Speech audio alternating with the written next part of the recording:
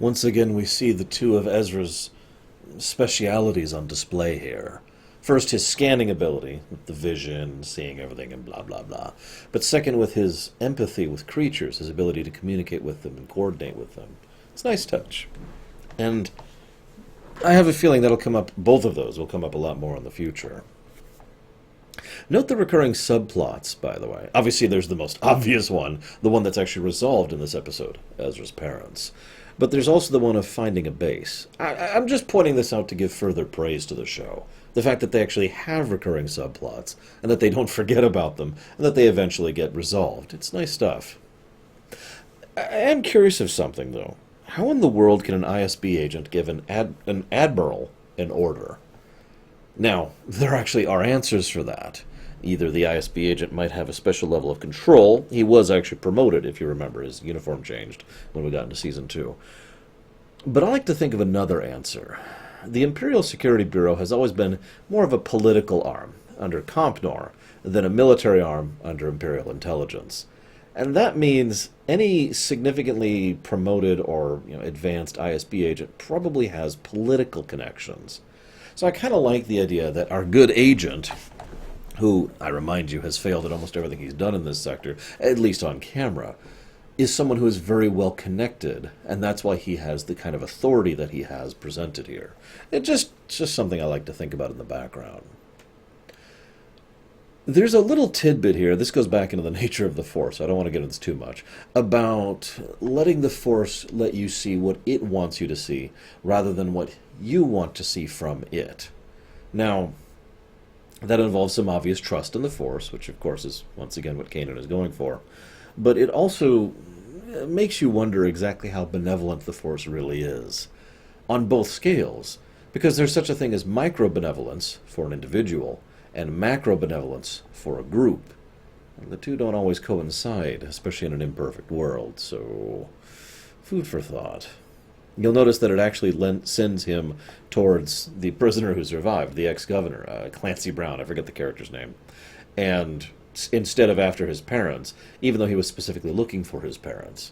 Now this then does lead him to the answer he wants, but you can see how it can kind of be perceived as something that isn't actually what he wants. Either way, just food for thought. I get Ezra's eagerness. I really do, but he is seriously pushing for a good part of this episode. In fact, the way he's acting, well, to be perfectly blunt, it seems like he is just doing the very beginnings of dabbling into the dark side. I find that very curious considering future events, and I'm wondering how much of that is deliberate on part of the writers. There's a nice scene where Ezra basically says, "No, you have no idea what I'm feeling," which is, the typical answer. Kanan's response, however, is to quickly admit, "No, I don't. I never knew my parents." And I like how Ezra immediately apologizes. That shows growth. That shows that Ezra, over the last season and a half, has started to develop into a more full-fledged person rather than, a bratty child. And I do like that. I like character growth. Weird, I know. I know I said I wouldn't bring up the incompetent Imperials unless it was relevant. But the Admiral of an Imperial-class Star Destroyer has an enemy ship that's on approach from a completely different vector, and he tells his officers to let the fighters deal with it. You need to focus on that tractor beam. As if... I cannot put into words how stupid that is. I really can't. You have a massive ship with a lot of people in charge of multiple divisions of it, which can push its attention into many directions at once, including, I might add, being able to fire at the oncoming ship. In fact, if he hadn't done that, there's a pretty good chance that ISD would have just blown the ghost out of the sky, just gone. Oh, but of course they can't aim either. But I had to point that out. As someone who has probably spent way too much time thinking about tactics and strategy when it comes to Star Wars, there's a lot you can do with an ISD. A competent commander with that kind of a ship, that's a death machine. This is a moron. I'm pretty sure we could give the ISD to a monkey who would have done a better job with this battle. But okay, moving on. So Kanan's words ring true as he talks to Ezra about why he decided he wanted to be there for Ezra when this happens. He knows exactly what it's like to be completely alone. When he ran, When his master told him to run, and he was alone in a galaxy and unable to even use or show his powers because everything was terrible and awful, and he wasn't even sure what was happening exactly. I feel like that's one of the big bonding measures between both Ezra and Kanan, that they both fully understand what it's like to be alone. So then Clancy Brown shows up. It is nice to hear Clancy Brown. He's kind of awesome. I liked him in the recent Detroit Become Human. And we finally learn the fate of Ezra's parents. Now, this is interesting and tragic all at the same time. The assumption to date, at least that I've been having, is that they died. They died back when they were taken. But no, they've actually been alive in prison this entire time.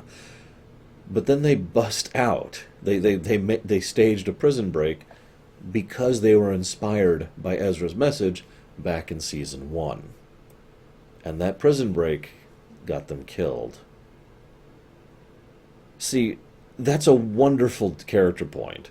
It's something we've all sort of seen coming for a while, that Ezra's parents are dead. They have been dead. But they weren't. They were just functionally dead. But then they decided to do something with the last bit of their lives, the final little bit of wick on the candle, and they accomplished something. And they did so because they were inspired by their son. There's something wonderfully poetic about the fact that the parents who used to send out signals and broadcasts just to help people to fight the good fight were in turn inspired by someone who decided to do the exact same thing. It's a nice symmetry. It rhymes. It's like poetry. Sorry. I do like it, legitimately. It's a great character beat. I'm very much looking forward to where we're going to be going with this next time.